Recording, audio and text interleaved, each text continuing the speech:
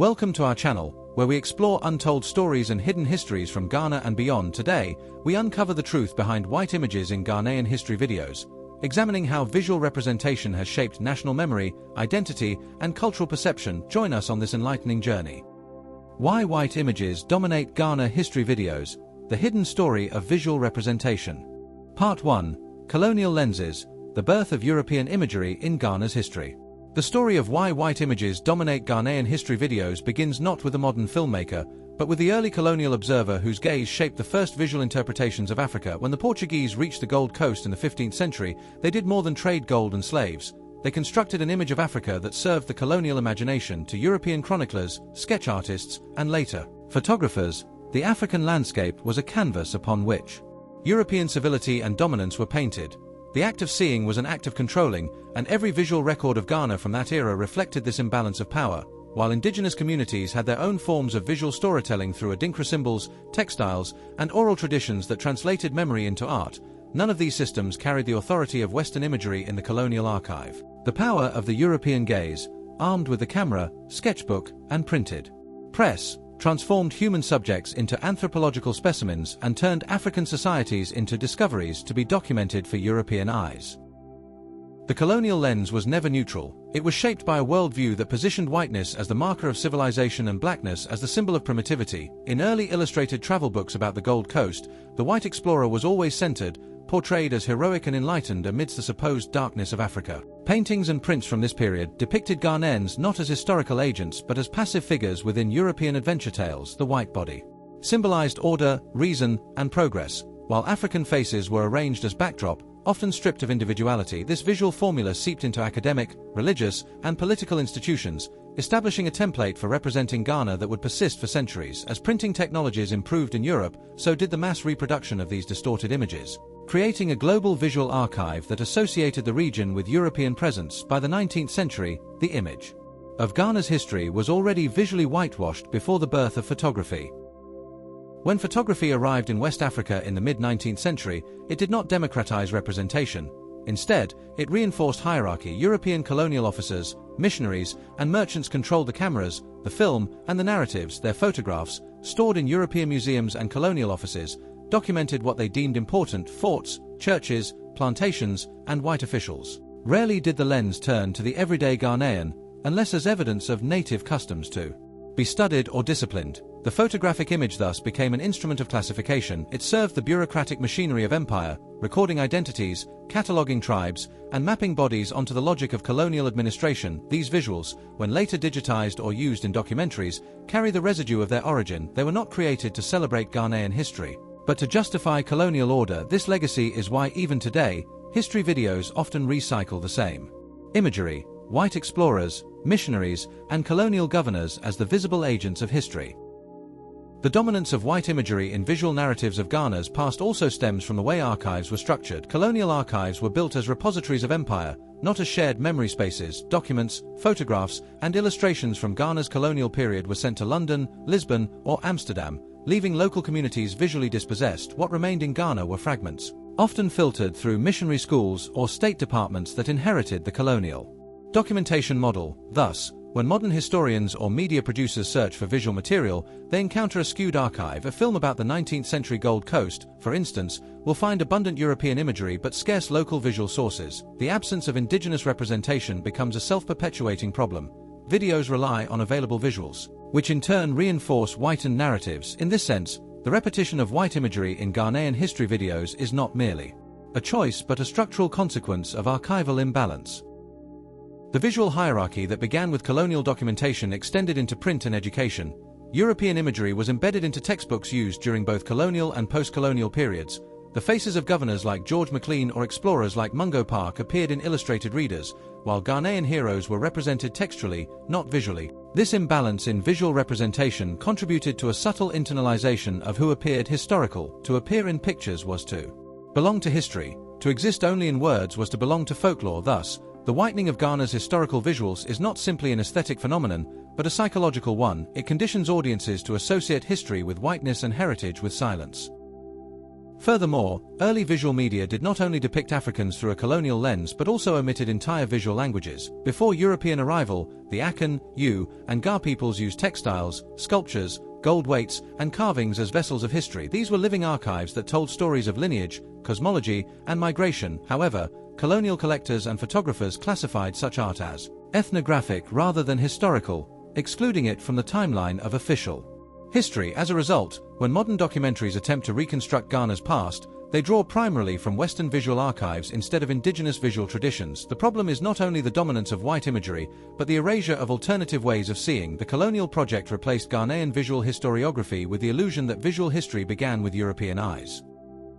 Even today, traces of these colonial aesthetics persist. When Ghanaian history videos open with black and white photographs of British officials or feature paintings of European ships at Elmina, they are not just referencing the past, they are inheriting its representational power. The whiteness of those images functions as a visual anchor of authenticity because the colonial archive has been granted epistemic authority. In other words, audiences subconsciously trust images with European subjects because they have been conditioned to equate such visuals with real history. This psychological residue of colonial vision remains deeply embedded in the production of historical content across Africa. Without access to a decolonized archive, filmmakers often have no choice but to reproduce what is available.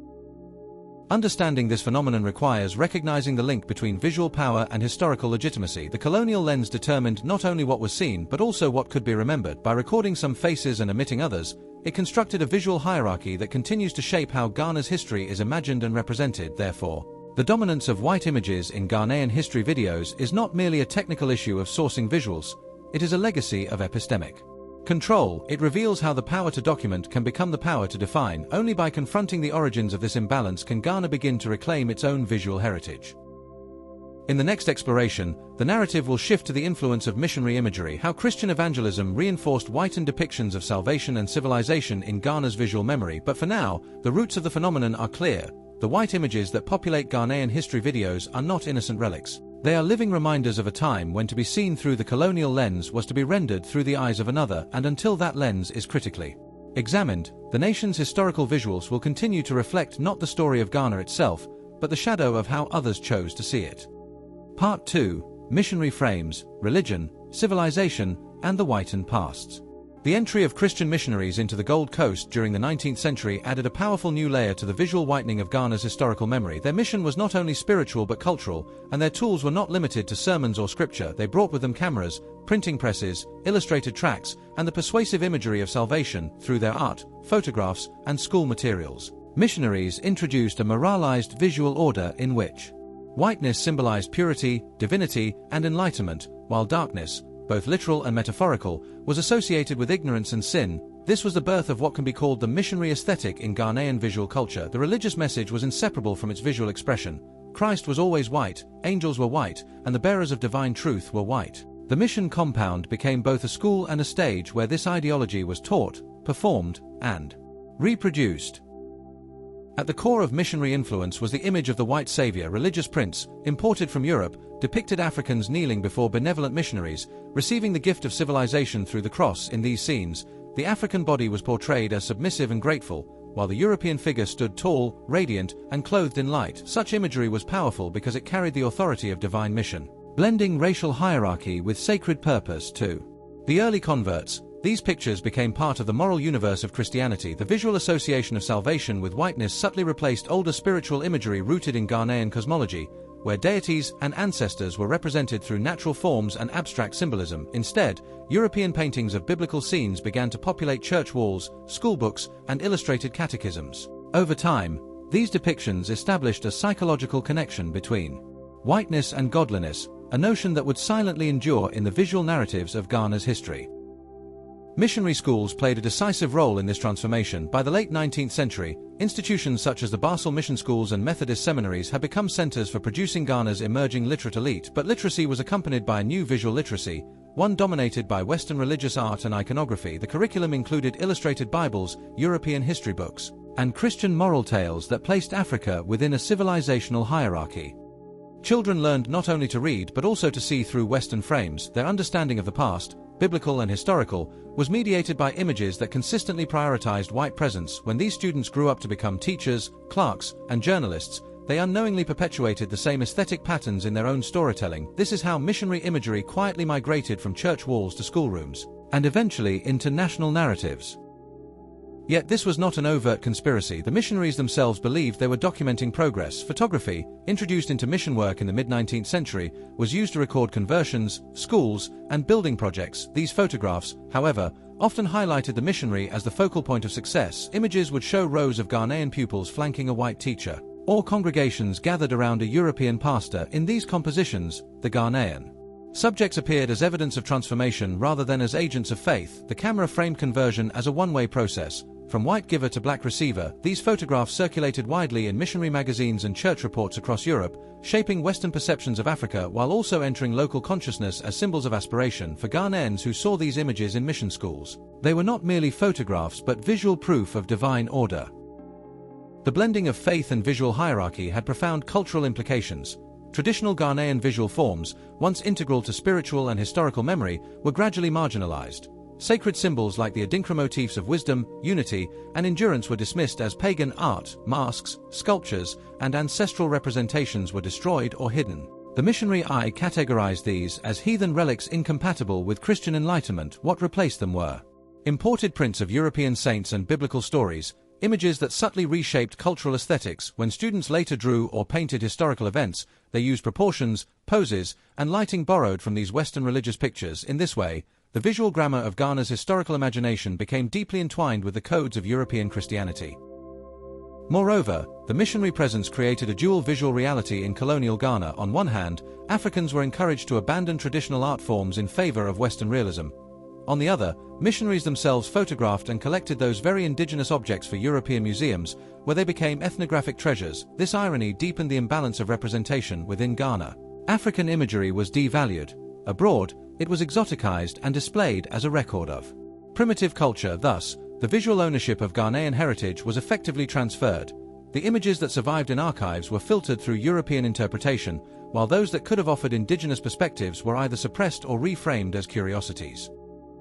In the visual language of missionary publications, certain tropes appeared repeatedly. Africans were often depicted as a collective, undifferentiated mass, whereas European figures were individualized. This reinforced a visual message that agency, individuality, and moral clarity belonged to the white subject. Such tropes shaped later visual storytelling, even in secular contexts. When modern Ghanaian documentaries reuse missionary-era photos, they inherit these symbolic hierarchies, often unconsciously. A shot of a missionary baptizing villagers may appear to show religious history, but beneath the surface, it reproduces the same colonial dynamic of savior and saved. This pattern explains why many Ghanaian history videos feature white priests, explorers, or teachers as visible protagonists, while African contributors remain unseen or unnamed. By the early 20th century, the missionary aesthetic had fused with colonial governance. Christian imagery was used to promote moral discipline, while colonial imagery promoted political order. Together, they crafted a visual theology of empire. The white man's presence in Ghana was portrayed not only as a political authority but as a divine necessity. In schools, illustrations of Queen Victoria and Jesus Christ often appeared side by side, merging imperial and spiritual power into one seamless vision of destiny. This fusion laid the foundation for how Ghana's history would later be visually remembered. Even after independence, when Ghanaian filmmakers began producing historical documentaries, many relied on the same missionary archives for authenticity. The whitened imagery persisted, not because it was celebrated, but because it had become synonymous with the very idea of recorded history. However, within this landscape of visual dominance, subtle forms of resistance emerged. Some Ghanaian converts and artists began to reinterpret Christian stories using local aesthetics. They painted dark-skinned Madonnas, depicted Christ in Kent cloth, and reimagined biblical scenes in African settings. These acts, though limited, challenged the monopoly of white imagery. They asserted that faith did not have to be bound to foreign appearance. In later decades, such reinterpretations inspired artists and filmmakers who sought to reclaim visual ownership of Ghana's history. Yet the shadows of missionary representation remained long after the missions themselves faded. Each reproduction of a white Christ or European school scene continued to reinforce the association of whiteness with knowledge, virtue, and power. The missionary project thus left a legacy that extended beyond religion. It reshaped visual perception itself. By teaching generations of Ghanaians to view their own history through imported sacred images, it established a deep visual bias that modern media continues to reflect. The whiteness in Ghanaian history videos is, in part, the afterimage of this long encounter. It is the ghost of the missionary frame. To decolonize Ghana's historical visuals, one must first recognize how profoundly These religious images conditioned the nation's collective eye, for until the lens itself is purified of the missionary shadow, even the most well-intentioned historical reconstruction will continue to mirror the whitened past rather than the lived reality of Ghana's ancestors. In the next part, the focus will move to the power of photography as a colonial instrument, examining how early cameras not only captured but constructed racial hierarchies on the Gold Coast, and how the very act of photographing became a statement of who deserved to be seen, remembered, and represented. Part 3: Photography and Power: How Early Cameras Captured Racial Hierarchies. When the camera arrived on the shores of the Gold Coast in the 19th century, it carried more than the promise of technology. It brought a new form of power. The lens, polished in Europe and wielded by colonial hands, became a tool for seeing, classifying, and controlling. Photography, though mechanical in its operation, was ideological in its purpose. It claimed to show reality. But the reality it framed was filtered through the racial hierarchies of empire. To capture an image was to define what was worth remembering, and to define was to dominate. In Ghana, the early use of photography reflected this asymmetry. It was the Europeans who photographed and the Africans who were photographed. That distinction shaped not only how Ghana's people were seen by others, but also how they would later come to see themselves in the visual record of their own history. The first known photographs of the Gold Coast appeared in the 1850s, produced by European merchants, missionaries, and colonial officers. Their subjects were landscapes, forts, and European settlements along the coast. African faces appeared only incidentally, as servants, laborers, or anonymous figures in the background. The camera's gaze followed the geography of power. Wherever Europeans ruled, the lens lingered. When Africans did become primary subjects, it was often in ethnographic studies. Designed to classify their appearance and behavior, the images were meant to serve scientific racism, illustrating supposed types of tribes and temperaments. These photographs traveled to European museums and scientific societies, where they were used to support theories of racial difference. The same images now appear in Ghanaian history documentaries, stripped of their original context but still carrying the visual grammar of subordination. The faces, unnamed and uncontextualized, remain silent witnesses to the biases of their capture. In the colonial era, photography served multiple functions beyond documentation. It was a bureaucratic instrument. Offices required photographs for identification, records, and censuses. Each image reduced an individual to data, a visual entry in the machinery of rule. Through photography, the colonial administration transformed people into categories: soldiers, traders, servants, prisoners. The photograph became both evidence and control. When used in passports or police files, it signified ownership of identity under foreign authority. In this sense, the act of photographing Africans was not merely about representation, it was about possession. To photograph someone was to claim them within the colonial order of knowledge. Thus, when modern Ghanaian historical videos display these archival images, they are not neutral illustrations, they are fragments of surveillance repurposed as history. For the European photographer, the camera also provided the power of authorship. He decided where to stand, whom to frame, and how to light the scene. The subject's body was arranged, posture corrected, expression softened. Even the background was curated to produce a visual narrative of civility or exoticism. In portraits of colonial officers, African attendants were often positioned slightly behind or below, reinforcing a visual hierarchy of race. Such composition was not accidental, it was a form of coded propaganda. Every photograph of an official surrounded by African soldiers proclaimed loyalty and order. Every image of a European woman seated among native children declared maternal benevolence. These compositions embedded moral narratives into colonial images, narratives that still echo when those same photographs appear in educational documentaries about Ghana's past.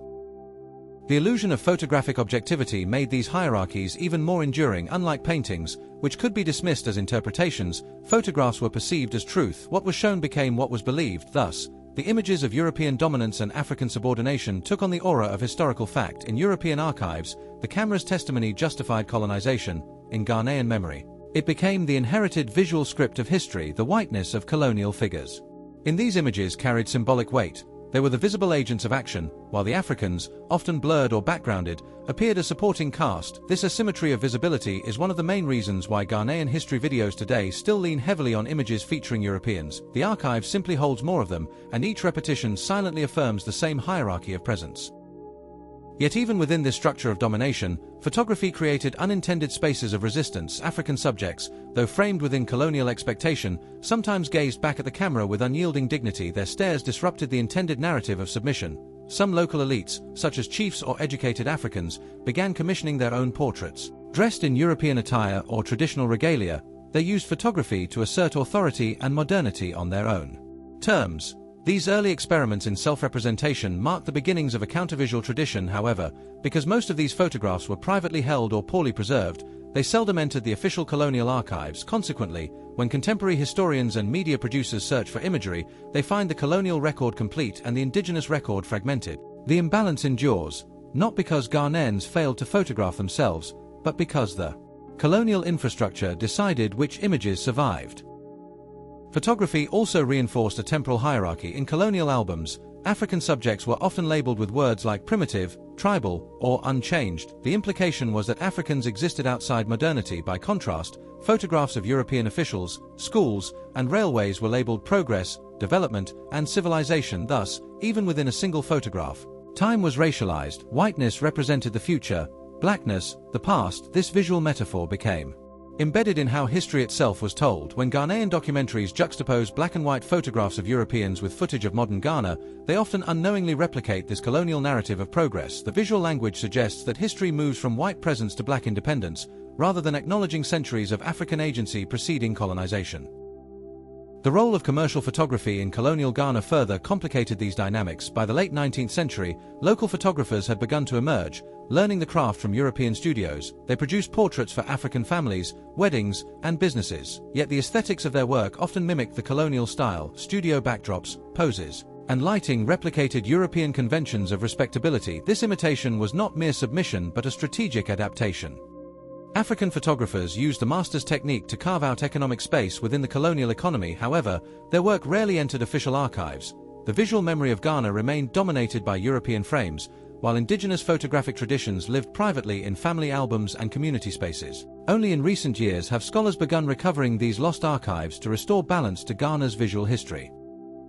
The colonial use of photography also extended into anthropology and medicine. European scientists used cameras to measure skulls, document diseases, and record tribal customs. Such imagery stripped its subjects of individuality and humanity. The Ghanaian body became an object of study, a specimen within a global catalogue of racial difference. These photographs, once instruments of pseudoscience, are now recycled in documentaries and museums as historical material, but without critical framing. They risk reinscribing the same hierarchies they once enforced. To show them without commentary is to perpetuate the illusion that these were benign records rather than visual acts of domination. The challenge for modern media is not only to display such images but to decolonize their meaning. When viewed together, the early photographs of the Gold Coast reveal not just what was captured but what was excluded. The camera recorded forts, ships, missionaries, and officials. It rarely recorded markets, storytellers, or festivals. It showed work, but not joy, governance, but not kinship. Thus, entire dimensions of Ghanaian life vanished from the visual archive. Modern history videos, relying on these same images, inherit this selective vision. The whiteness of the imagery is not only racial but structural. It reflects the absence of African agency in the visual documentation of their own world. Until these silences are acknowledged, Ghana's historical representation will remain haunted by what the colonial lens refused to see. The story of photography in Ghana is therefore not merely about technology but about power. The lens, once wielded by colonizers, continues to shape how the past is visualized. Every time a documentary opens with a colonial photograph, it participates, consciously or not, in the reanimation of that visual hierarchy. To reclaim Ghana's image, it is not enough to collect old photographs. One must reinterpret them, annotate them, and challenge their authority, for within each photograph lies both an image and an ideology. The former may depict the past, but the latter determines how that past continues to be seen. In the next part, the narrative will move into the realm of education, examining how post-colonial textbooks and teaching materials inherited these visual hierarchies, embedding whitened imagery into the intellectual foundations of Ghana's national identity. Part 4, Textbooks and Timelines, the Inherited Visual Bias in Post-Colonial Education. When Ghana gained independence in 1957, the nation inherited not only colonial institutions but also the visual vocabulary that had shaped its people's understanding of history. The new state sought to redefine itself through education, using schools as engines of national identity. Yet beneath the surface of this intellectual revolution lay a quiet continuity. The imagery within the textbooks, maps, and educational posters still echoed the colonial past, while words began to celebrate African heroes like Yer Asantewaa, Kwame Nkrumah, and Osei Tutu. The accompanying images often remained imported, depicting European explorers, governors, and missionaries as the visible agents of Ghana's historical progression. This mismatch between text and image planted subtle contradictions in the minds of students. They were told to honor their ancestors, yet the faces they saw belonged mostly to strangers. Thus began the post-colonial paradox of Ghanaian education: decolonized narratives, recolonized visuals. In the early years after independence, the government's priority was literacy and access. Textbooks were printed in haste, often relying on templates from British publishers. These books included illustrations that had circulated since the colonial era, images of European forts, maps drawn with the Gold Coast as a colonial possession, and portraits of European discoverers. Like Mungo Park or Henry Stanley remained standard educational visuals. Even geography lessons retained the visual logic of empire, placing Europe at the top of the world maps and Africa below. The persistence of these images was not a deliberate act of betrayal but a consequence of dependency. Ghana lacked its own illustration industry, and teachers often reused imported materials. The result was that the next generation learned to imagine history through a visual system designed for colonial validation. The faces of the nation's oppressors remained better documented than those of its liberators. This visual continuity affected not only what students learned but how they perceived themselves in relation to history. Children saw white faces associated with knowledge, authority, and exploration, while black faces were often relegated to the roles of laborers or followers. Such repetition produced a hierarchy of visibility. To be white was to act, to be black was to be acted upon. Even when Ghanaian figures appeared, they were typically drawn or photographed from colonial archives rather than new, Ghanaian-produced images. Thus, the very medium of visual education preserved colonial authorship. Students unknowingly learned not only history but the colonial gaze itself. This gaze normalized the idea that historical legitimacy came from the camera, the sketchbook, or the printing press in foreign hands. The most pervasive example of this inherited bias appeared in the representation of the transatlantic slave trade. Schoolbooks often illustrated the trade using European engravings originally produced to document abolitionist campaigns. These engravings were powerful, but they centered white moral awakening. The focus was on British abolitionists like William Wilberforce rather than the resilience and resistance of enslaved Africans. Thus, while Ghanaian students learned about slavery, the images they saw emphasized white redemption rather than black endurance. In this way, the visual narrative subtly shifted sympathy from the enslaved to the savior. Even the story of liberation became framed through European benevolence. Such visual bias continues to echo in documentaries and online educational videos, where familiar abolitionist images stand in for African suffering. In subjects like art and social studies, the problem deepened. Colonial art books remained in circulation well into the 1970s, presenting European classical art as the universal standard of beauty and technique. Students learned to draw using examples of Greco-Roman statues or European architecture, rarely encountering African visual heritage as part of formal curriculum. The result was not only an academic imbalance but a cultural amnesia.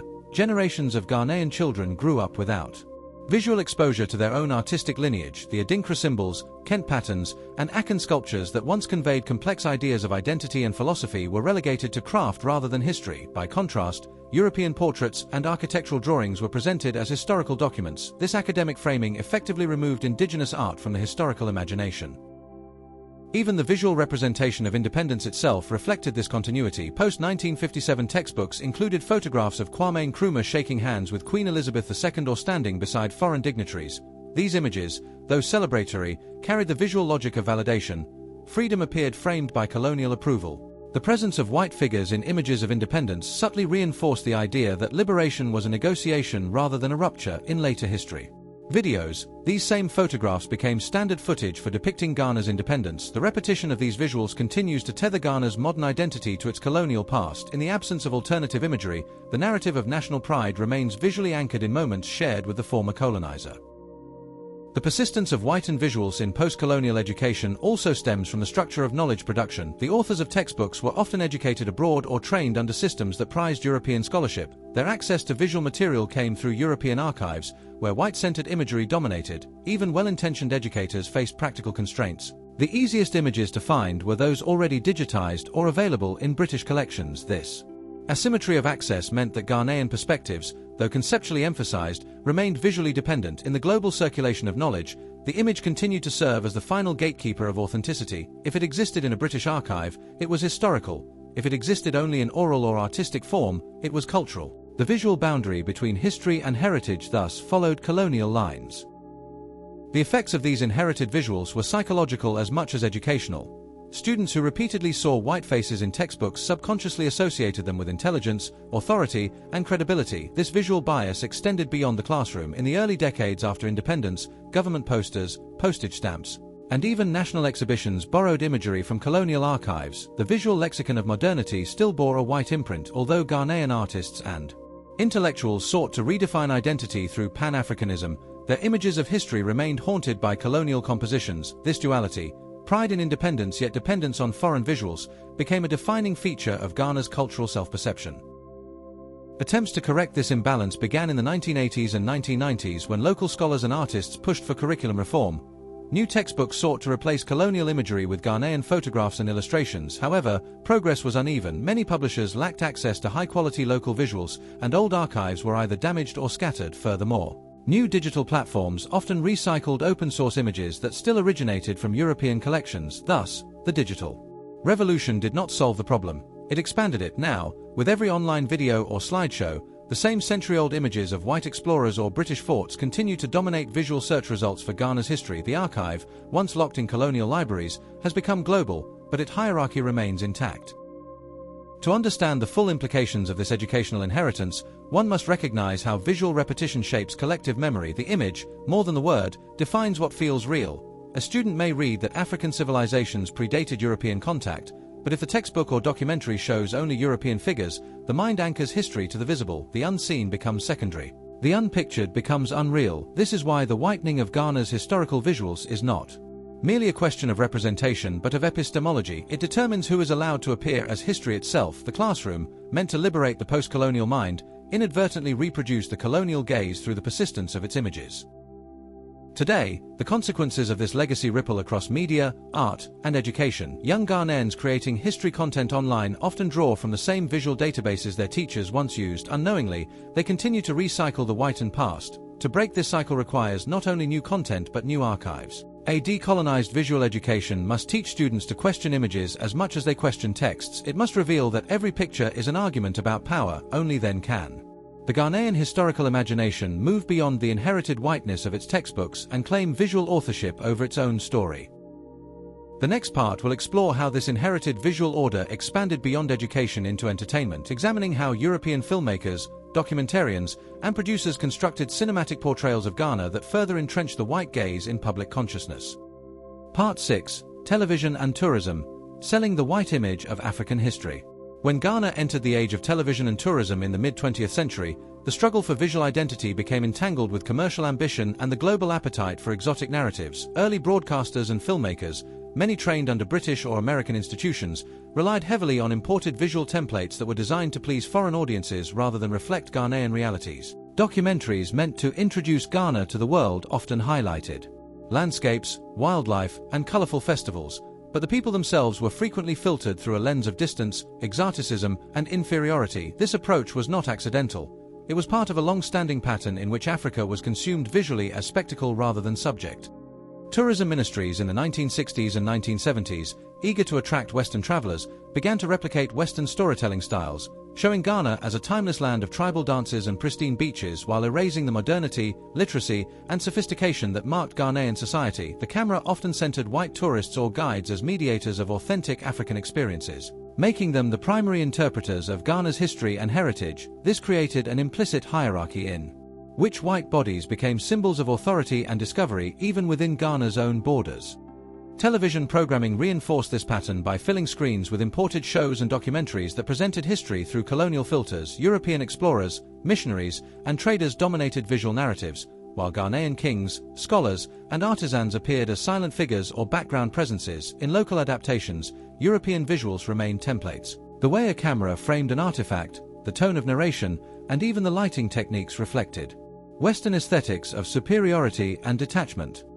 By the 1980s, as Ghana faced economic restructuring under global financial institutions, tourism was marketed as a tool for national recovery, yet this came with visual compromises. Promotional videos for Cape Coast Castle, for instance, often centered on the emotional reactions of visiting African Americans or European tourists rather than Ghanaian voices reflecting on the same spaces. The whiteness in these images became both literal and symbolic.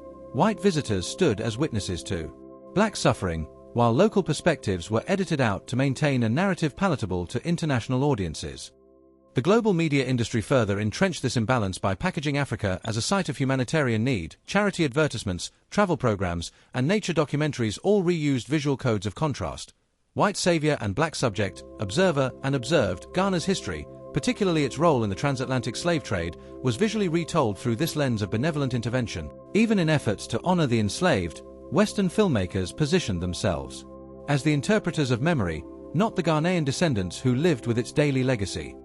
Television's power lay not only in what it showed but also in what it normalized. Images of white historians narrating African pasts, or white curators presenting African artifacts, conditioned viewers to see authority as external. Even local viewers began to internalize this hierarchy, associating professional quality and historical credibility with white presence on screen. As Ghanaian broadcasters sought funding and partnerships from foreign organizations, they often adopted Western visual standards wholesale, believing them to be synonymous with objectivity and education.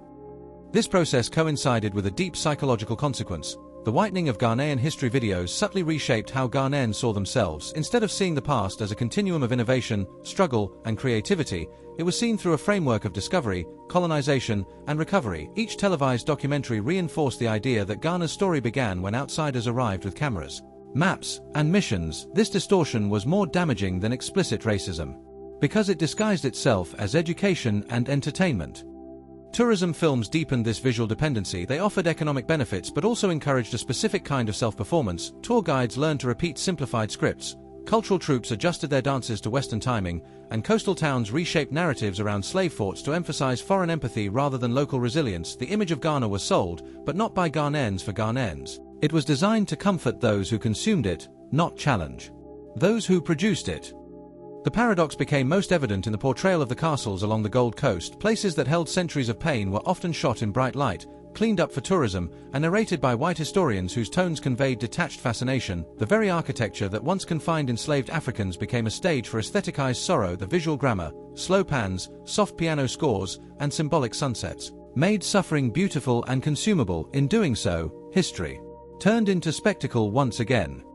Local filmmakers and educators began to notice this distortion by the 1990s. A few attempted to reframe narratives by centering Ghanaian voices, elders, and historians in their own languages. However, limited funding and distribution meant their work rarely reached international platforms. The dominance of foreign-produced visuals continued to define how Ghana appeared on global screens even today. When one searches online for Ghanaian history videos, a majority still feature white narrators, presenters, or reenactors, perpetuating the illusion that Ghana's past requires external validation. Television, once heralded as a democratizing force, thus became a mirror of old hierarchies. Whiteness was not just a color on screen but a symbol of interpretive control. Ghanaian filmmakers faced the challenge of breaking free from inherited visual vocabularies that framed African history as an appendage of European exploration. The task of decolonizing television required more than replacing faces. It demanded dismantling the cinematic grammar of dominance, how shots were composed, whose voice guided the narrative, and whose emotions defined the historical moment. The deeper issue remains that the global appetite for authentic Africa still demands a white intermediary. Producers fear that without it, Western audiences might disengage. This anxiety continues to shape tourism marketing, museum films, and even educational content, yet the new generation of Ghanaian creators is increasingly rejecting this notion, reclaiming authority through digital storytelling and community-based documentary practices. Television and tourism, though intertwined with white imagery, also birthed a countercurrent of awareness. The very overexposure of whiteness in Ghana's history videos has made younger creators more conscious of what representation means. They now explore new aesthetics, handheld cameras, oral testimonies, and multilingual narration that capture Ghana's diversity without translating it into European comfort. This shift marks the beginning of a visual sovereignty movement, where Ghana's past is not packaged but lived, spoken, and re-seen from within. As screens continue to shape collective memory, the question remains not merely why white images dominate Ghana's history videos, but how Ghanaians will choose to look at themselves moving forward. The power to reimagine lies not in erasing the white image but in surrounding it with truth, depth, and multiplicity, for only then can the nation's visual identity emerge as fully its own. Part 7. Archival Shadows, whose faces were preserved in Ghana's memory. In the dim rooms of archives and museums where Ghana's visual history lies stored, the silence of absence speaks louder than the presence of images. Thousands of photographs, films, and documents that shape our understanding of the nation's past were produced, selected, and catalogued by colonial hands. These archives, inherited without interrogation, became the silent keepers of bias. They preserved the faces of European administrators, explorers, and missionaries in pristine condition, while the lives of Ghanaian farmers, traders, and thinkers remained largely invisible or undocumented. What survived was not memory but a hierarchy of remembrance.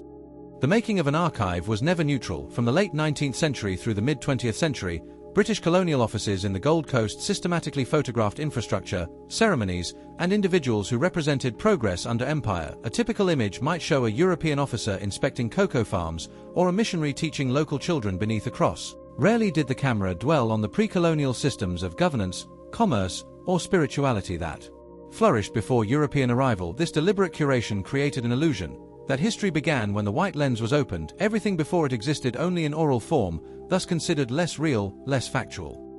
When independence came in 1957, Ghana inherited not just political autonomy but also a fragmented visual inheritance. The archives, filled with foreign imagery, became both a resource and a trap. Early historians and educators, lacking funds to create new materials, relied on these colonial photographs and films to illustrate their lessons inadvertently. They recirculated the same biases that had once served imperial narratives. Students saw endless images of European figures in African spaces, presented as the key agents of history. This repetition did not just inform, it conditioned.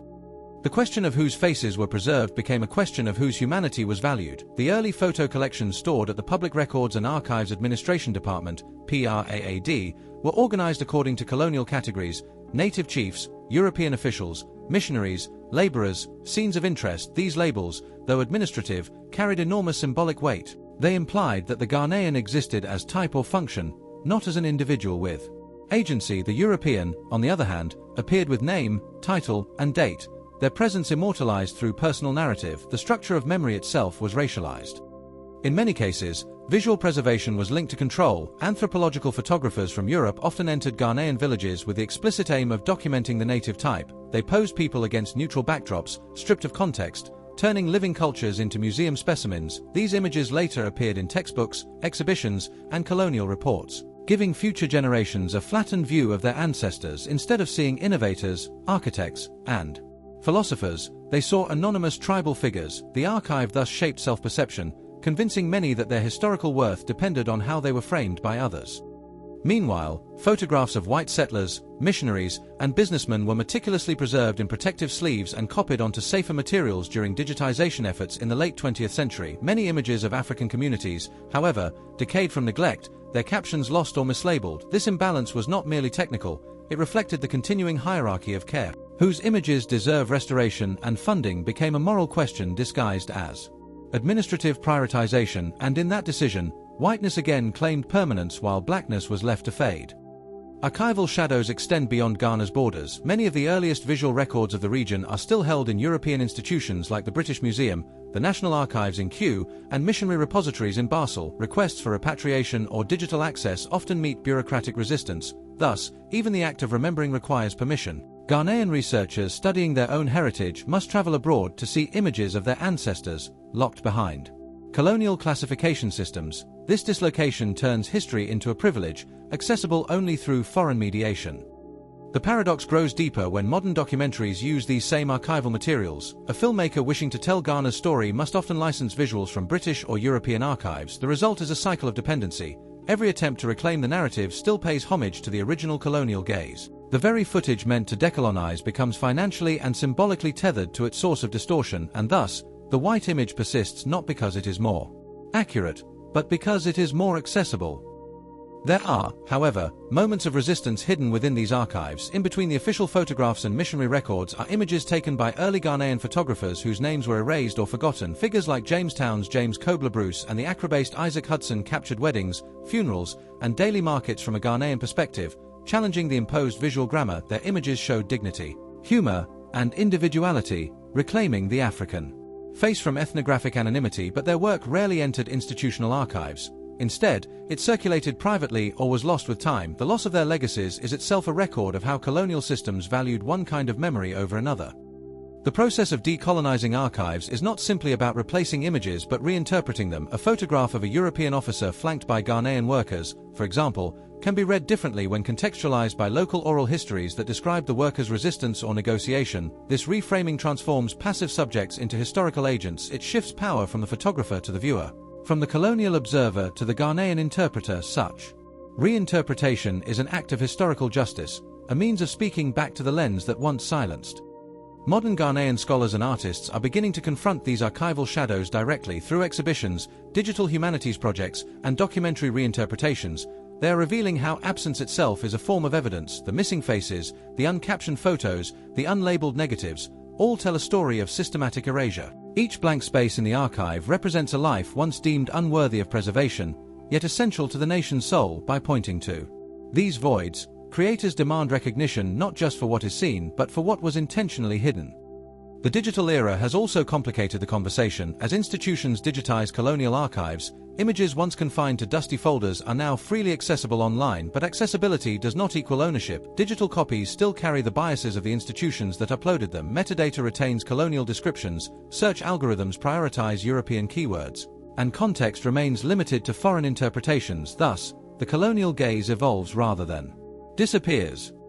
The real challenge lies in building Ghanaian-owned archives that prioritize indigenous perspectives, languages, and visual literacy. This means not only scanning old photographs but also curating them within frameworks that reflect Ghana's philosophies of time, memory, and ancestry. It means understanding history not as a fixed record but as a living dialogue between image and interpretation. By reclaiming this space, Ghanaians can transform archives from sites of control into instruments of cultural rebirth. The story of archival shadows is, ultimately, the story of how power survives invisibly. It hides in catalogs, metadata, and curatorial silence, and yet, it can be undone by the act of looking differently. To study whose faces were preserved is to question who was meant to be forgotten, and in answering that question, Ghana's history begins to see itself not through the white image, but through the reflection of its own enduring gaze. Part 8. Digital Misrepresentation, Internet Media and the Modern Whitening of Ghana's Past. The digital revolution promised to democratize history, to place the means of representation in the hands of everyone. Yet for Ghana, as for much of Africa, this new freedom came wrapped in old hierarchies. The internet, far from neutral, became the newest stage upon which the whitening of Ghana's past continued under the guise of accessibility and globalization. Search engines, image algorithms, and content platforms reproduced the same racial filters that once defined colonial photography and television. When users typed Ghanaian history into digital archives or video platforms, the results overwhelmingly displayed European faces, maps drawn by colonial hands, and documentaries narrated by white voices. The modern visual field had changed its medium but not its message. The problem began with the sources of data feeding the web. Many online platforms and educational databases digitized colonial collections without reinterpretation. Millions of images and documents from British, Dutch, and Portuguese archives were uploaded and indexed as the primary visual record of Ghana's past. Thus, the digital world inherited a skewed genealogy of imagery. Every algorithmic suggestion, every thumbnail, every historical reference reinforced the illusion that European presence defined Ghana's significance. This was not conscious malice but a structural repetition of bias coded into metadata, file names, and curation practices. The ghosts of colonial archivists were reborn as lines of code. Social media accelerated this distortion through viral content. History enthusiasts and influencers, many outside Africa, began producing simplified videos about African history using freely available stock images. Because Western photo libraries dominate global visual databases, creators had limited options. To illustrate Ghanaian kingdoms, they often used European paintings, photographs of colonial soldiers, or AI-generated African faces with pale undertones. These visuals, circulated millions of times, built subconscious associations between whiteness and authenticity, authority, or historical depth. The whitened past became not a matter of ideology but of convenience. Platforms like YouTube and TikTok, where Ghanaian history is increasingly popular, follow engagement-based algorithms that reward recognizable imagery. European palaces, colonial uniforms, and missionary schools are more clickable than indigenous architecture or cultural artifacts. Creators seeking visibility thus replicate the aesthetic that guarantees attention, even when it distorts truth. The more whitened the visual field, the more the algorithm rewards it. Ghana's real history, rich in oral depth and local imagery, struggles to compete with polished visuals shaped by Western archives. Compounding the problem is artificial intelligence. AI-generated imagery, trained on massive datasets dominated by Western sources, often fails to produce accurate representations of pre-colonial African people or environments. When users request images of ancient Ghanaian civilization or Ashanti history, the algorithms frequently output faces with Eurocentric features, pale skin tones, or anachronistic clothing derived from European art. This technological bias transforms digital creativity into a new colonization of aesthetics. Even when Ghanaians use these tools to tell their own stories, the software subtly imposes whiteness as a default visual template. Online education platforms further amplify the issue. Numerous free courses and video series on African history, hosted by international institutions, feature white professors or narrators presenting Ghana's past through European frameworks. Their scripts may be accurate, even respectful, yet the visuals often include colonial photographs and European reenactments that dominate the emotional field. The viewer learns not only information but also an aesthetic of authority. Whiteness becomes equated with credibility, while African self-representation remains peripheral or amateur. This dynamic turns digital pedagogy into a new theater of imbalance. Meanwhile, Ghanaian creators face barriers in reclaiming visual ownership. Limited access to archival footage, low budgets for original visuals, and lack of institutional support mean they often rely on the same foreign databases that distort their history. Even when they attempt to correct narratives, they are constrained by what images are available under free or affordable licenses. The colonial image thus reproduces itself through economic gatekeeping disguised as intellectual property. What was once enforced through empire is now maintained through copyright. The whitening of Ghana's digital history is not just an aesthetic issue. It shapes identity formation among the youth. Young Ghanaians consuming global media often internalize visual hierarchies that place their ancestors in the margins of progress. A generation raised on the internet learns that to be seen, one must appear Western. To be historical, one must be framed by white context. This subtle conditioning affects self-worth, cultural pride, and even academic curiosity. When history looks foreign, it feels distant, and when it feels distant, it loses power. The digital age thus risks alienating Ghanaians from their own historical imagination. Yet resistance is rising from within. Ghanaian digital artists, historians, and educators are building online archives, podcasts, and video essays that reimagine national memory. Platforms like Instagram and YouTube are now home to projects that merge oral storytelling with locally sourced imagery. Artists are scanning family photographs, illustrating forgotten stories, and using animation to depict scenes never captured by colonial cameras. These efforts restore warmth, color, and multiplicity to a history long filtered through pale light. The act of recoloring old photographs, for example, has become symbolic, a reversal of erasure, a re-entry of the Ghanaian body into the frame. Digital decolonization, however, requires more than creative defiance. It demands infrastructure. Ghana must invest in digital repositories that center local narratives, train youth in archival literacy, and protect indigenous visual rights. The digitization of Ghanaian museums, local libraries, and oral records can counterbalance the overwhelming presence of colonial imagery online. By making Ghanaian-produced content searchable, indexable, and shareable, the nation can rewrite the metadata of memory. The goal is not to delete white images but to place them in proportion, to contextualize rather than glorify. Some universities and cultural institutions have begun collaborative projects aimed at decolonizing the digital archive. They pair technologists with historians and artists to reinterpret colonial images with local context. For example, a photograph labeled Native Traders becomes Asafo merchants of Cape Coast preparing for annual rituals, restoring identity and specificity to what was once anonymous. This process transforms the internet from a site of erasure to one of reclamation. Every corrected caption, every newly uploaded Ghanaian image, becomes a pixel in a broader restoration of dignity. AI can also become an ally if properly trained. By developing Ghanaian-led datasets based on local art, sculpture, and oral tradition. Future image generators can produce visuals that reflect authentic phenotypes, environments, and cultural aesthetics. This requires collaboration among universities, artists, and government bodies to ensure that technology serves cultural truth rather than replicates colonial distortion. The whitened history of Ghana need not be the digital future of Ghana.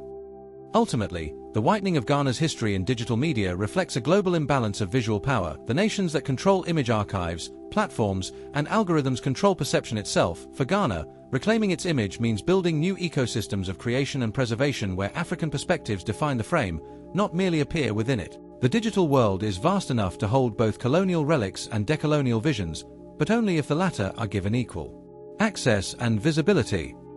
The challenge now is not technological but psychological, to look beyond the convenience of whitened images and recognize the subtle ways in which beauty, truth, and authority have been coded into them. The future of Ghana's digital storytelling depends on whether creators can unlearn these patterns and invent new visual languages rooted in local truth. Each click, upload, and edit becomes an act of memory politics. For every time a Ghanaian creator chooses an authentic image over a colonial one, a piece of history shifts closer to balance. Thus, the internet stands as both mirror and battleground. It reflects the persistence of whiteness in historical imagery, yet it also offers the tools to dismantle it. What was once printed in archives or broadcast on television can now be rewritten in pixels, tags, and code, and perhaps the truest decolonization of all will occur not when white images vanish, but when Ghana's own images dominate the light. Part 9. Artistic Resistance. Ghanaian artists reclaiming the African image. In the face of centuries of visual distortion, Ghana's artists have become the custodians of resistance through brush, lens, fabric, and performance. They have reclaimed the right to define what the Ghanaian body, landscape, and memory look like. Where the colonial archive froze Africans as subjects of study, the artist reanimates them as subjects of power. This artistic reclamation is not only aesthetic but political, a visual rebellion against the whitening of Ghana's historical narrative. In this act, the artist becomes both historian and liberator. The roots of this movement stretch back to independence, When cultural leaders like Kwame Nkrumah understood that political sovereignty required visual sovereignty, his government supported art schools, theatre groups, and film units that portrayed Ghana through African eyes. Painters like Amon Coty, who designed Ghana's national coat of arms, and Kofi Anchibam, whose murals celebrated indigenous strength, set the foundation for a post-colonial visual identity. They rejected the colonial gaze that saw Africa as primitive and instead portrayed the Ghanaian body as regal, spiritual, and modern. Yet even then, the struggle against white imagery was not easily won. Many galleries and media outlets still favored European styles and aesthetics, deeming them more refined. The fight for representation would have to evolve across generations. By the 1970s and 1980s, new waves of Ghanaian artists began exploring how to visually heal the wounds of colonial imagery. Photographers like Felicia Aben, Ghana's first female professional photographer, turned her studio into a site of self-definition. She photographed herself and other Ghanaian women in bold attire, staring directly into the camera. These portraits were not for the anthropologist's archive, but for the subject's own pride. Her lens reversed the power dynamic of photography, giving Ghanaians agency to choose how they were seen. Her work silently declared, "We are not objects in someone else's history, we are the narrators of our own." Similarly, painters like Ablaide Glover used texture, movement, and color to challenge Western realism. His canvases captured the energy of Ghanaian life in abstraction, refusing to conform to European expectations of proportion and perspective. In his work, the Ghanaian form dissolves into heat and rhythm, making whiteness irrelevant to expression. Other artists, like El Anasui, extended this rebellion into the global arena by transforming discarded materials like bottle caps into monumental installations. He rewrote the meaning of waste and value. His shimmering tapestries confronted Western viewers with the question, who decides what is refined, what is beautiful, and what is worth preserving? Performance artists, too, joined this visual revolution through festivals, street theatre, and multimedia works. They revived traditional symbols that colonial education had labeled primitive. Artists like Bernard Akoy Jackson and Serge Atukwi Clotty turned everyday Ghanaian life into living exhibitions. Clotty's Afrogallenism, which uses yellow jerrycans to explore consumption and migration, reclaims color as cultural power. Yellow, once used in colonial photography to symbolize exoticism, now becomes a marker of resistance and creativity. His public performances transform Accra's streets into galleries of reclamation. The movement also reached fashion and design. Ghanaian textile traditions, especially Kent and Adinkra, became tools of visual memory for generations. Colonial authorities had commercialized these designs without context, stripping them of meaning. Contemporary designers such as Christy Brown, Papa Apong, and Studio 180 recontextualized these patterns as statements of pride, not products. When a model walks in Kent on a global runway today, it is not a symbol of exotic spectacle but a declaration of ownership. Fashion thus becomes a new archive, wearable and alive. Filmmakers, too, play a crucial role in this artistic resistance. From Kwar Anchor's Heritage Africa to Blitz Bazawal's The Burial of Kojo, Ghanaian cinema has sought to recover the African voice erased by colonial storytelling. These films use allegory, myth, and non-linear structure to escape Western narrative forms. The Burial of Kojo in particular transforms Ghana's landscape into a dreamscape where memory, spirituality, and identity converge. It reminds viewers that history is not only written in books or archives but sung in the wind and painted in the sky. By rejecting realism, these filmmakers assert that African experience does not need validation from Western logic.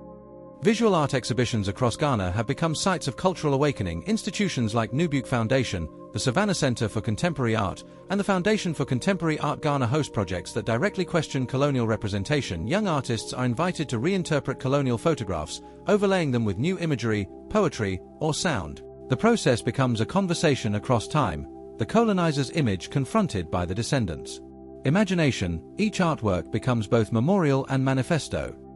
In recent years, the digital sphere has amplified this resistance. Artists use social media to bypass traditional gatekeepers and showcase Ghanaian aesthetics directly to the world. Instagram feeds and online galleries like Art Accra and the Nolde Residency have turned into modern archives of reclamation. Here, whiteness no longer defines the standard of beauty. Instead, melanin, texture, and tradition take center stage. Ghanaian skin is photographed in sunlight that celebrates, not exoticizes. This shift is subtle but profound. The camera becomes a tool of liberation rather than surveillance. Artists have also begun to reinterpret colonial statues and monuments. Rather than simply destroy them, many choose to repurpose or recontextualize them in installations that expose their contradictions. By placing European busts beside mirrors, Ghanaian artists invite viewers to see the unseen, the eyes of empire reflected back. In doing so, they transform symbols of domination into instruments of dialogue. The colonial statue, once an emblem of white authority, becomes a canvas for Ghanaian reinterpretation.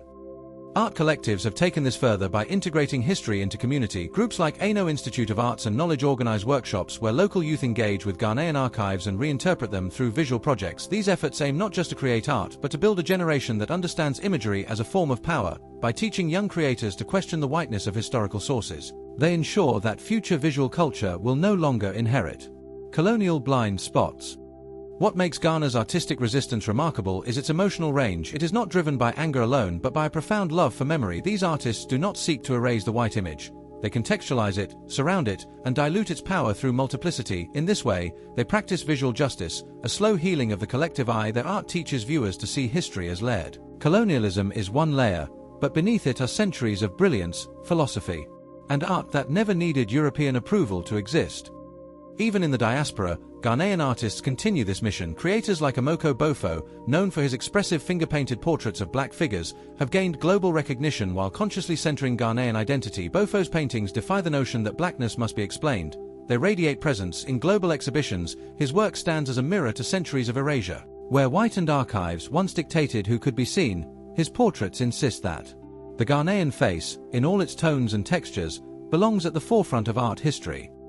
Art, in this sense, becomes the truest archive. While photographs and documents can be manipulated, a painting or performance reimagines the truth from within. Artistic resistance allows Ghana to rewrite its past not through deletion but through recreation. Every brushstroke, every frame, every woven thread becomes an act of historical correction. Through art, Ghana's story is not retold by others but reborn by itself. In reclaiming the image, Ghanaian artists have achieved more than aesthetic triumph. They have shifted the philosophical foundation of history. They remind us that representation is not a luxury but a necessity, that the image is both weapon and wound, and that through art, even centuries of distortion can be undone. The white image may have once defined Ghana's visual history, but through artistic resistance, Ghana now defines itself. Part 10. Museum Displays and Misdisplay: How Exhibition Spaces Frame History.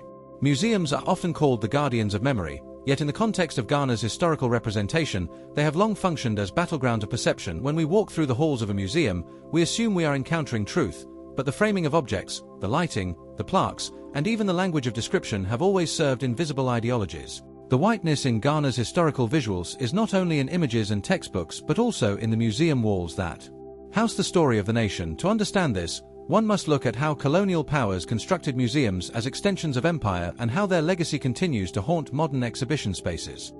The British, during their colonial occupation of the Gold Coast, treated the region not merely as a territory to govern but as a repository of curiosities. The artifacts taken from Ghanaian societies were not seen as art but as ethnographic evidence of primitive culture. Items like the Asante gold regalia, stools, and ceremonial swords were displayed in London's museums beside taxidermied animals, implying a shared exoticism. In this framework, the African object was stripped of spirituality and political meaning. It became a specimen, not a symbol. Museums thus performed the same whitening function that colonial photography did, to domesticate the unfamiliar and fit it into a European frame. When Ghana achieved independence, one of its cultural ambitions was to reclaim ownership of these narratives. The establishment of the National Museum in Accra in 1957 was meant to symbolize a new era of African curatorship. The vision was to house artifacts that told Ghana's story from the inside, not through the gaze of empire. But even then, the architectural and institutional framework of the museum remained Western in style and structure. Exhibits were organized chronologically, using European museological methods, often prioritizing display over dialogue. This meant that while the content was Ghanaian, the presentation still carried traces of the colonial visual logic. Inside these early exhibitions, the tension between authenticity and representation was palpable. Glass cases separated sacred object from the public, enforcing distance between the living culture and its material history. For communities whose heritage was dynamic and performative, the idea of freezing an artifact under glass was a contradiction. The museum turned ritual into relic. The problem deepened when foreign curators and researchers continued to dominate exhibition design. Their academic tone often described Ghanaian spirituality or symbolism through detached, anthropological language, which subtly reasserted Western authority over interpretation. The whiteness was not in skin color but in epistemology. The global display of Ghanaian artifacts remains a deeply political issue. Countless treasures, including the famed Asante royal regalia, remain in British institutions like the British Museum and the Victoria and Albert Museum. Though some have been temporarily returned for exhibitions, true restitution remains rare. When these objects are displayed abroad, the labels often frame them as spoils of discovery or art of tribal societies. The underlying message suggests that Ghana's Material culture needed European preservation to survive. This is a continuation of the same narrative that early ethnographic photography promoted. The Western Museum becomes both vault and voice, deciding how Ghana's past should be seen. Within Ghana, local museums and community heritage centers have tried to rewrite this story. The Manhia Palace Museum in Kumasi, for example, presents Asante history from a perspective of continuity rather than conquest. Visitors encounter not the ruins of a fallen kingdom but the living traditions of one that adapted to colonial pressure and survived. Similarly, smaller institutions like the Nzolezo Stilt Village Museum and Cape Coast Castle Museum offer localized narratives that challenge the centralization of Ghana's story in Western thought. These museums embrace oral storytelling, multimedia presentations, and community-guided tours to reinsert human voices into the historical frame. Here, the guide, not the curator, becomes the storyteller. The challenge, however, lies in funding and visibility. Many Ghanaian museums struggle with limited resources, while global audiences remain more familiar with Ghanaian artifacts seen in European institutions. The imbalance in exposure means that even as Ghana reclaims its heritage, the visual authority of the White Museum persists. This imbalance is amplified by online archives, where high-resolution photographs of Ghanaian artifacts are owned and copyrighted by foreign institutions. Thus, even in the digital age, control over Ghana's image remains contested. Contemporary Ghanaian curators and artists are responding to this imbalance with radical exhibition practices, projects like the Return or the Restitution of Dignity and When We Return Home by Ghanaian scholars and creatives have reimagined the museum as a site of dialogue rather than display. These exhibitions often place replicas beside digital projections of stolen artifacts. Highlighting absence as part of the narrative, viewers are asked to confront not just what is shown but what is missing. This approach transforms the museum into a space of mourning and resistance rather than passive admiration. The whiteness of curation is exposed as an active structure that can be dismantled. In Accra, new art spaces like Nubuke Foundation and the Savannah Center for Contemporary Art, SCCA, are expanding what a museum can be. Instead of static displays, they feature rotating exhibitions, community workshops, and performance art. These institutions merge the gallery with the classroom, allowing history to breathe and evolve. In doing so, they reject the colonial notion that knowledge must be mediated by glass or hierarchy. SCCA, founded by artist Ibrahim Mahama, even repurposes old industrial sites as exhibition spaces. The choice of location itself becomes a political statement. Ghana's contemporary labor and landscape become part of its historical display. This decentralization of the museum challenges the very whiteness that once defined the institution. Furthermore, international collaborations are beginning to shift the balance of curatorial power. When Ghanaian curators co-direct exhibitions abroad, they bring with them an indigenous logic of presentation. This logic prioritizes story over object, context over aesthetics, and collective experience over individual observation. For example, at the Venice Biennale, Ghana's National Pavilion in 2019 redefined how African nations could present themselves, curated by Nana Oforiatta. AIM, it featured works by Ghanaian artists that merged history, myth, and future vision. The pavilion was not a display of African art for Western consumption but an articulation of Ghana's intellectual independence. Its success signaled a new chapter in how museums and exhibitions might evolve beyond whitened frameworks. Still, the deeper transformation of museums requires addressing the language of display. Many exhibit labels and guidebooks, even in African museums, continue to borrow from Western academic conventions. Terms like primitive, tribal, or ethnographic remain embedded in institutional vocabulary. Rewriting these terms is part of the decolonial process. Some Ghanaian curators now use indigenous languages alongside English in exhibitions, asserting that knowledge does not have to be translated to be legitimate. This linguistic resistance reclaims voice as much as image. It ensures that history is not merely viewed but spoken in the tongues of those who lived it. The question of misdisplay also extends to monuments. Colonial statues and memorials in Ghana often remain uncontextualized, silently reinforcing hierarchies of memory. When a statue of a European governor stands tall while African freedom fighters are confined to plaques, it sends an unspoken message about who deserves permanence in history. Recent movements have called for reinterpreting these monuments through contextual signage, artistic reworkings, or relocation to educational spaces. Rather than erasure, these efforts seek transformation to turn colonial monuments into conversation starters about memory, justice, and the politics of visibility. Ultimately, the museum, like the image, is a mirror. It reflects not only what a society remembers but also what it chooses to forget. The persistence of white imagery in Ghana's historical exhibitions reveals that coloniality is not just in the past but in the present frameworks of seeing. Yet Ghana's curators, artists, and cultural thinkers are actively rewriting that gaze through localized exhibitions, digital reclamation, and linguistic recentering. They are transforming museums from temples of whiteness into houses of return. The transformation of the museum in Ghana is not a single act but an ongoing reorientation of perspective. It asks, who is looking and who is being looked at?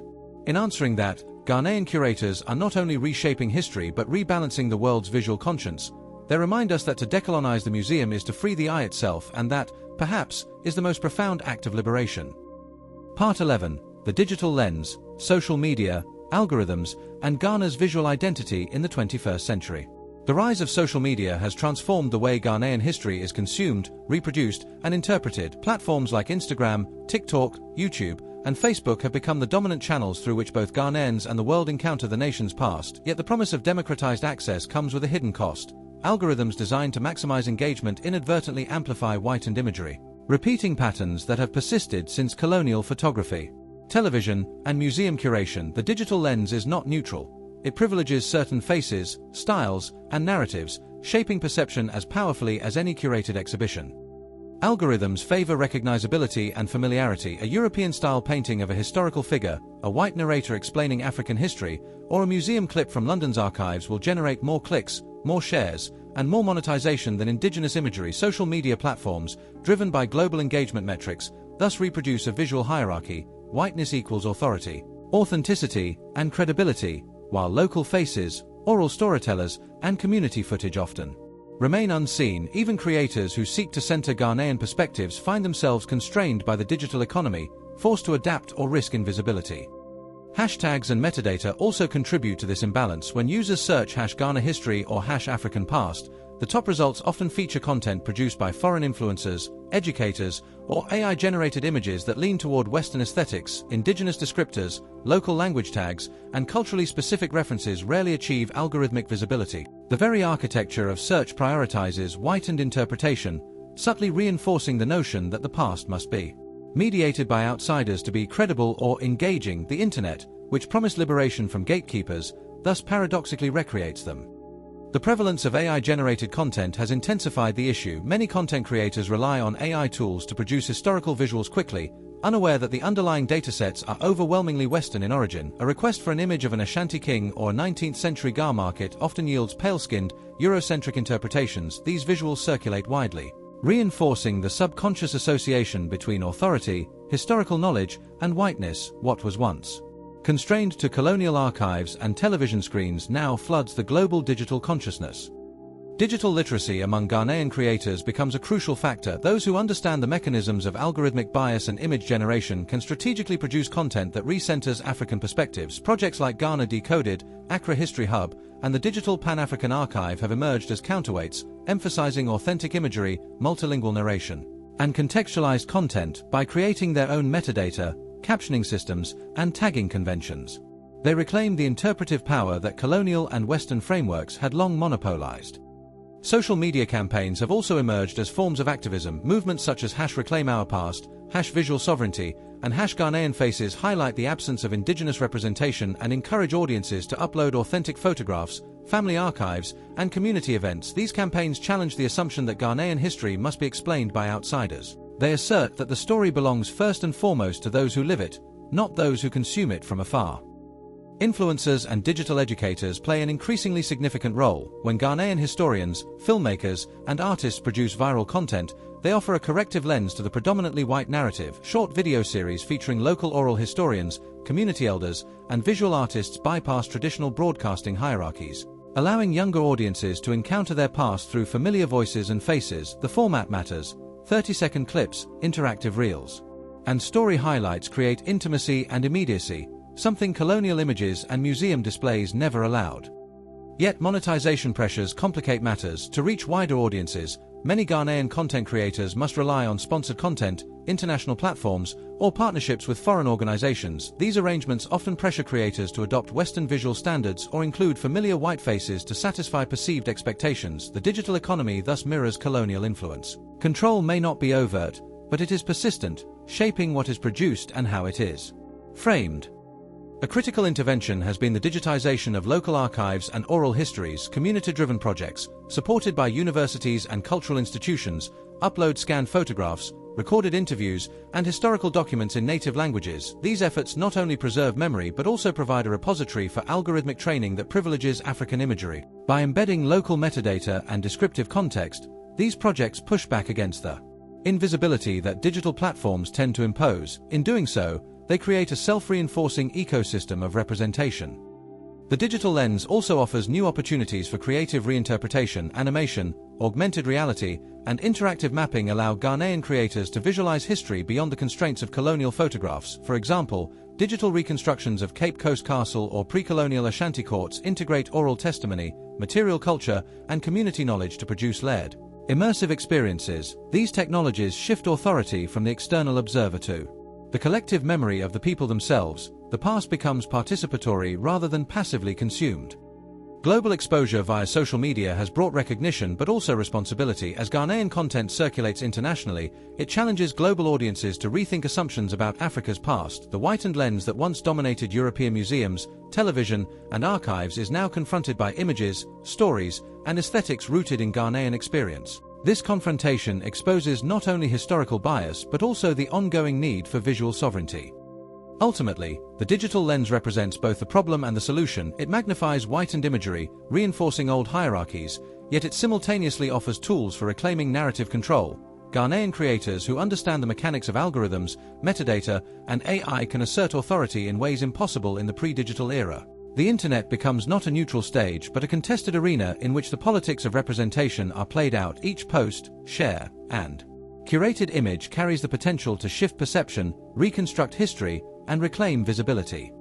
The stakes are profound. Digital misrepresentation does not merely distort history, it shapes identity, cultural memory, and self-perception. The fight for Ghana's visual sovereignty online is a continuation of centuries-long struggles against external control. As creators, educators, and institutions navigate this space, they participate in an ongoing revolution of seeing, a revolution that insists that Ghana's past, present, and future are first and foremost visible through Ghanaian eyes.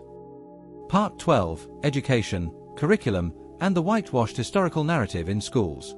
Schools are often the first space where citizens encounter history, yet in Ghana, the educational system has long inherited visual and textual biases that subtly privilege whitened interpretations. Colonial textbooks, missionary materials, and imported curricula shaped how generations of Ghanaian students perceived their own past, even decades after independence. Remnants of these materials continue to influence pedagogy, subtly reinforcing the primacy of European figures and perspectives.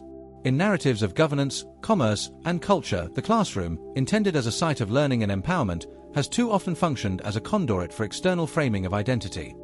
The origins of this bias trace back to the late 19th and early 20th centuries, when British colonial authorities formalized education in the Gold Coast. Curricula emphasized European history, literature, and science, presenting Ghanaian culture as peripheral or anecdotal. Images included in textbooks were predominantly white. European kings, administrators, and missionaries were depicted in detailed illustrations, while local populations appeared in simplified, often caricatured sketches. The visual hierarchy mirrored textual authority, teaching students that history was defined by who wielded power rather than by lived experience. Even after Ghana's independence in 1957, many schools continued to rely on foreign published materials due to economic constraints. Teachers often lacked locally produced textbooks or visual aids, and so they adapted European resources to teach Ghanaian history. This resulted in a paradoxical situation. Ghanaian history was nominally taught, but the images and frameworks used were still shaped by colonial perception. Students saw their own ancestors as background figures in stories dominated by outsiders. Authority, in both text and image, remained coded as white. Visual representation in textbooks is particularly consequential because images act as anchors for memory. Children remember faces more vividly than names or dates, so repeated exposure to European figures alongside Ghanaian subjects reinforced implicit hierarchies. Maps showed territories in ways that prioritized colonial borders. Illustrations of local rulers emphasized their ceremonial attire while omitting political agency, and photographs of Europeans conveyed knowledge, authority, and permanence. The cumulative effect was the normalization of whiteness as the default lens for understanding history. The problem extends beyond images to narratives themselves. For instance, the story of trade in Ghana was often presented as a tale of European intervention, with colonizers positioned as agents of civilization and commerce. Ghanaian traders, farmers, and political leaders were depicted as reactive or passive, their strategic decisions minimized or ignored. European technology, law, and religion were portrayed as progressive forces, while indigenous systems were framed as quaint or inefficient. This selective framing taught students to value the foreign over the local, shaping cultural self-perception and aspirations. In the 1990s and early 2000s, Ghanaian curriculum reform sought to address these imbalances. New textbooks attempted to foreground indigenous perspectives, oral histories, and local governance structures. However, implementation has often been inconsistent, and visual bias remains persistent. Many modern editions still rely on images sourced from colonial archives or Western collections. Continuing the cycle of whitened representation, even digital textbooks often replicate the same visual hierarchy because they incorporate freely available online images without local verification. Teachers, too, play a role in either reinforcing or challenging these biases. Many educators themselves were trained in colonial-style systems that emphasized European authority in historical interpretation. Without targeted professional development, they may unconsciously prioritize the same whitened narratives, reproducing visual and textual hierarchies. Conversely, teachers who incorporate local storytelling, visual arts, and community history can help students recognize the distortions of colonial representation. Active pedagogy, rather than passive textbook reading, becomes essential to undoing centuries of bias. Extracurricular learning spaces offer another avenue for resistance. History clubs, museum visits, and digital media workshops allow students to engage with authentic Ghanaian materials. When children examine oral histories, family archives, and locally produced films, they encounter images and narratives that reflect lived experience rather than colonial interpretation. These experiences challenge the implicit authority of white images and reinforce local identity through participatory engagement. Students learn to see history as a dialogue rather than a static record imposed from outside. Higher education also plays a critical role. Universities in Ghana increasingly emphasize research that interrogates colonial archives and recenters indigenous knowledge systems. Scholars teach students to question source authority, analyze visual bias, and produce their own representations of historical events. For example, courses in African art history, archival studies, and digital humanities explore the politics of visibility and empower students to reconstruct historical narratives through local epistemologies. This creates a pipeline of future educators who can challenge whitened perspectives at every level of schooling. Curriculum reform is intertwined with broader media literacy. Students need the ability to critically evaluate images, videos, and text they encounter outside school. With social media, YouTube documentaries, and AI-generated content increasingly shaping historical understanding, students must learn to recognize bias, question sources, and value indigenous perspectives. Without these skills, the whitened narratives embedded in global digital platforms risk perpetuating themselves even among Ghanaian youth. Visual literacy initiatives in schools have proven effective in countering these biases. Projects that encourage students to collect local photographs, interview elders, and document community events help them see the multiplicity of their own history. By creating classroom archives and multimedia presentations, students learn that history is participatory and that their own images, voices, and experiences are valid sources of knowledge. This approach transforms education from a passive reception of external narratives into active reclamation of historical agency. Ultimately, the persistence of white imagery in Ghanaian education demonstrates how deeply visual representation shapes understanding. History is not only taught through words but also through the images that accompany them. When textbooks, classrooms, and curriculum resources privilege whitened visuals, they inadvertently reinforce a hierarchy of perception, shaping cultural self-conception across generations. Addressing this requires systemic reform, creative local content, and continuous teacher training. Only by centering Ghanaian perspectives visually and textually can the educational system fully support historical sovereignty.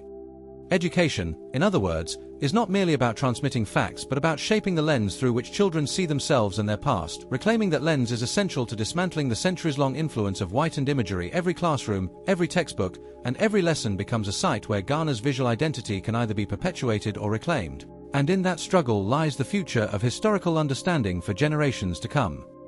Part 13, Film and Documentary, the continuing power of white visual frames in Ghanaian media.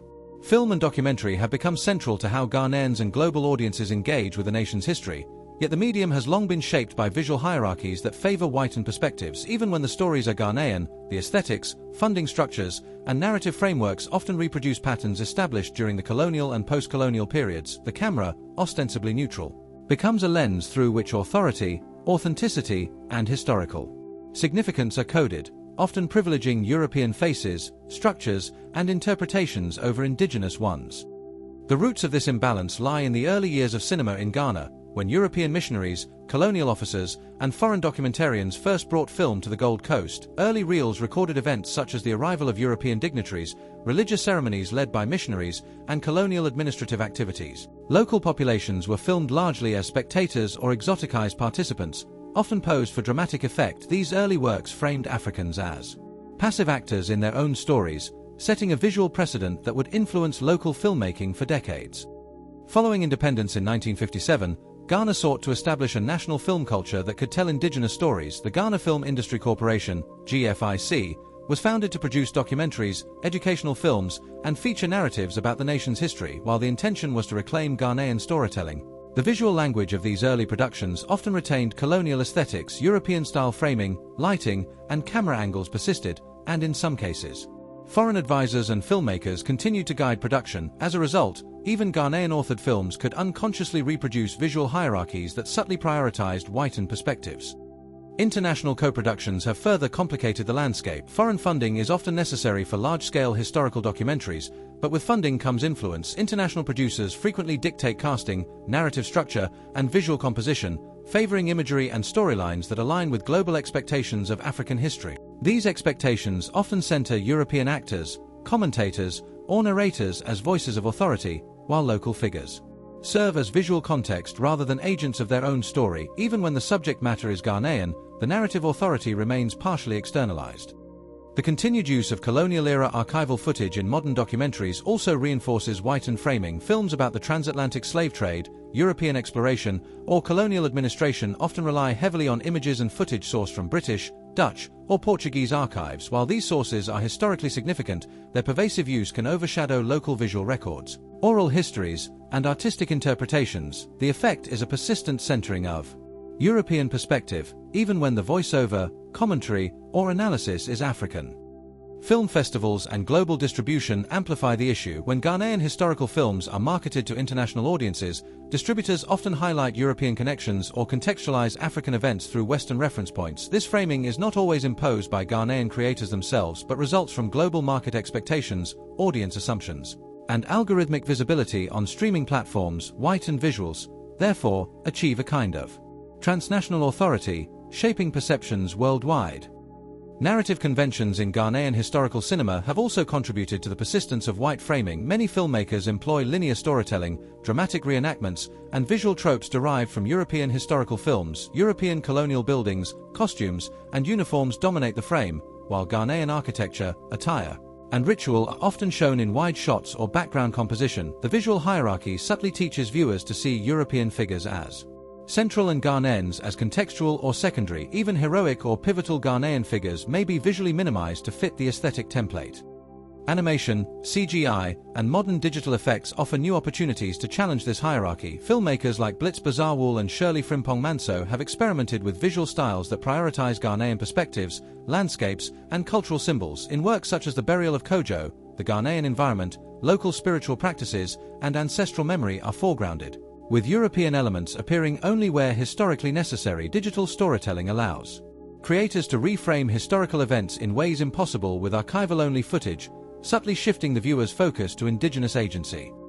Documentary pedagogy in Ghana also grapples with whitened visual frames. Many schools, universities, and cultural institutions continue to rely on international films to teach history, inadvertently perpetuating the perception that Ghana's past is mediated through European eyes. Educators now face the dual challenge of selecting films that are historically accurate while also being visually representative of Ghanaian experience. Some institutions have begun producing their own documentaries, incorporating oral histories, local reenactments, and indigenous aesthetics to counterbalance external narratives. Part 14: Cultural Memory and Oral Tradition, Preserving Ghanaian Faces Beyond the Lens. Long before photography, film, and digital media, Ghanaian history was preserved through oral tradition, song, ritual, and storytelling. These cultural practices carried memory in a way that was dynamic, participatory, and deeply human. Every community maintained a repertoire of genealogies, heroic tales, and historical narratives that preserved the faces, actions, and significance of ancestors. The oral transmission of history ensured that the Ghanaian past was embodied, lived, and remembered by those who experienced it. Yet as colonial archives, textbooks, and Western media proliferated, the vitality of these oral forms was overshadowed by images that privileged whitened perspectives. Ghanaian griots, priests, and elders functioned as living archives. Through praise songs, proverbs, and ceremonial narratives, they encoded both individual and collective memory. The names and faces of kings, warriors, artisans, and community leaders were memorized and celebrated, not merely recorded. These memories were tied to context: a specific river, marketplace, festival, or sacred grove. The landscape itself became a mnemonic device, anchoring the past in both geography and imagination. In this way, history was inseparable from lived experience, resistant to abstraction, and impossible to reduce to European visual frameworks. The arrival of colonial education disrupted these oral traditions. British authorities dismissed local knowledge as anecdotal or inferior, privileging written documentation and European visual records. Colonial administrators and missionaries often equated literacy with civilization, framing African oral historians as unscientific or unreliable. In practice, this meant that the faces, stories, and agency of Ghanaian people were increasingly filtered through foreign eyes. History became a text to read, not a song to remember. The richness of participatory memory was relegated to the margins. Despite these pressures, oral traditions survived and adapted. Festivals like the Homowo, Abokia, and Adi ceremonies continue to animate ancestral memory, with performances, costumes, and masks acting as living representations of historical figures. Storytellers in these contexts highlight not only deeds but also physical characteristics, lineage, and moral character, effectively preserving the visual memory of Ghanaian society without relying on photography or film in doing so. These practices maintain a counter-narrative to whitened historical imagery, ensuring that local faces remain central to national memory. The integration of oral history with modern media has opened new avenues for preservation. Ghanaian scholars, filmmakers, and digital archivists increasingly record elder narratives, combine them with local photographs, and create multimedia presentations that foreground Ghanaian voices and appearances. Unlike colonial documentaries, these works situate the community at the center, using local imagery, dialects, and visual cues to authenticate the past. The process restores agency to the subjects of history, allowing them to see themselves as actors rather than observers. Oral history also serves as a corrective to archival gaps. Many colonial records omitted entire communities, leaders, or events, privileging European encounters and administrative data. Through careful documentation of oral testimony, historians can reconstruct these missing narratives, ensuring that the faces and actions of local figures are remembered alongside, or even in place of, those immortalized in colonial photography. The visual memory of Ghana becomes more complex, nuanced, and representative. Youth engagement is a critical element in sustaining oral traditions. Programs in schools, universities, and community centers encourage young Ghanaians to document local histories, interview elders, and produce artistic interpretations of ancestral stories. By translating these oral accounts into drawings, animations, or digital storytelling, young participants create tangible records that bridge past and present. In this way, oral memory and contemporary media work in tandem, challenging the whitened dominance of Western archival images. Importantly, oral traditions preserve not only physical appearances but also social and moral dimensions. Praise poetry, folk narratives, and ritual recounting highlight personal virtues, leadership qualities, and community contributions. European visual archives rarely conveyed this level of relational detail, instead focusing on static likenesses or ceremonial exaggerations. By preserving stories in performance and song, Ghanaian culture maintains a holistic memory of historical actors, one that encompasses identity, action, and reputation, not merely visual presence. Local cultural organizations, such as the Ghana Museums and Monuments Board, have begun to integrate oral testimony with artifact curation. Museum exhibits now increasingly feature recordings of elders, dramatized reenactments, and community narratives alongside physical objects. This approach allows visitors to perceive historical figures in a richer, multisensory way, counteracting the flattening effect of whitened photographs or European-derived visual frameworks. The past is thus experienced as living memory rather than frozen representation. Digital technology amplifies the potential of oral tradition. Mobile apps, websites, and interactive platforms enable communities to document ceremonies, rituals, and ancestral stories with accompanying visual material. When combined with images of contemporary descendants, these digital projects create a continuity that situates historical figures within a living lineage. Whitened colonial imagery is contextualized, reframed, or replaced with culturally authentic visualizations. The Ghanaian face, voice, and story occupy the central narrative position.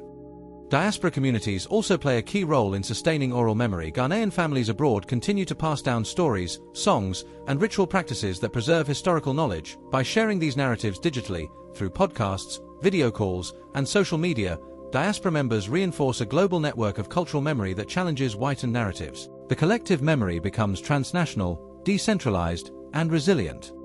Ultimately, oral tradition demonstrates that history is not solely defined by photographs, museums, or textbooks. Ghanaian memory exists in performance, song, and narrative, and it preserves faces and stories in ways that resist erasure. The persistence of these traditions proves that visual representation, while powerful, is not the sole determinant of historical consciousness. By combining oral memory with modern media, Ghanaian communities reclaim control over who is seen, whose story is told, and how history is visualized.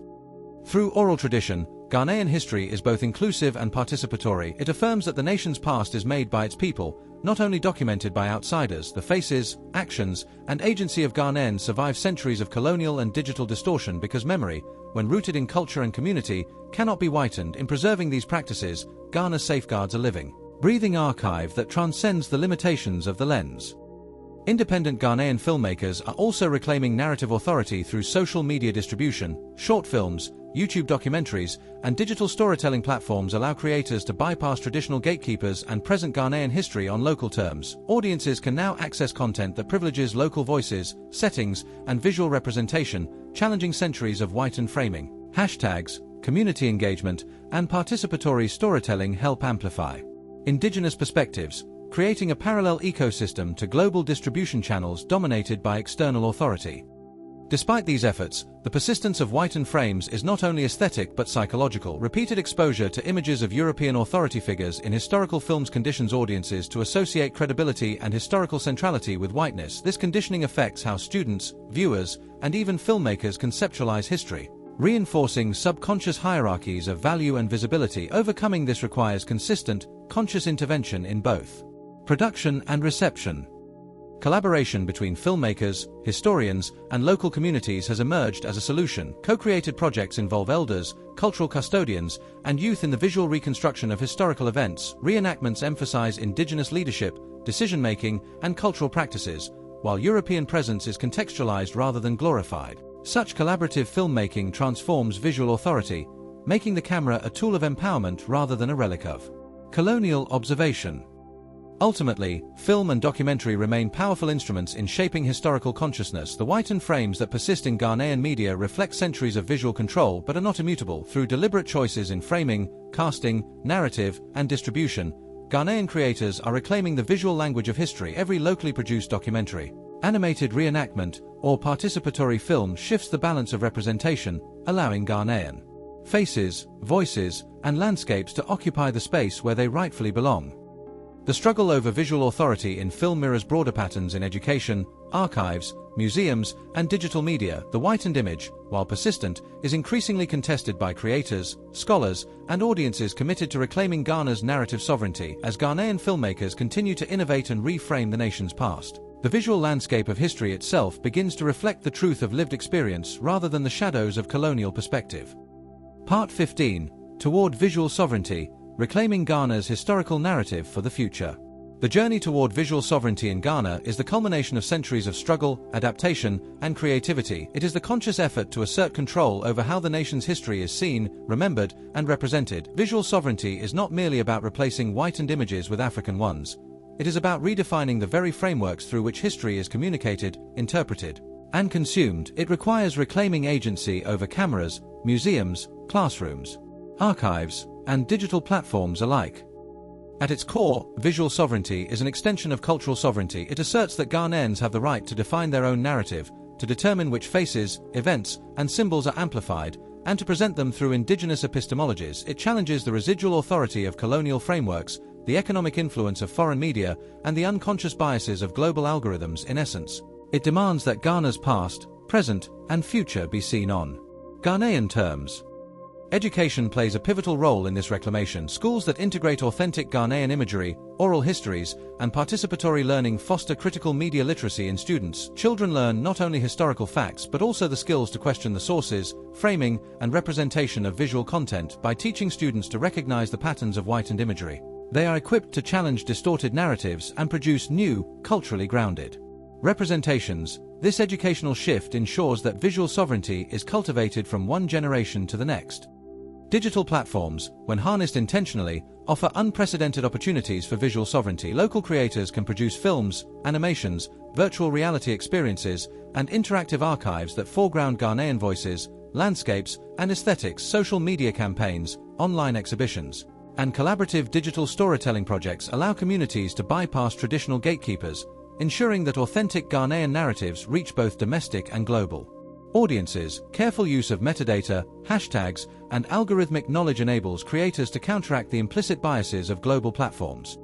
Museums and cultural institutions are transforming to support this vision. Rather than serving as static repositories, they are becoming sites of dialogue, performance, and participatory curation. Exhibitions now integrate multimedia, oral testimony, and community-led interpretation, ensuring that objects are contextualized within living traditions rather than displayed as relics for passive consumption. The architectural, spatial, and linguistic design of these spaces is increasingly informed by indigenous knowledge, further decolonizing visual authority.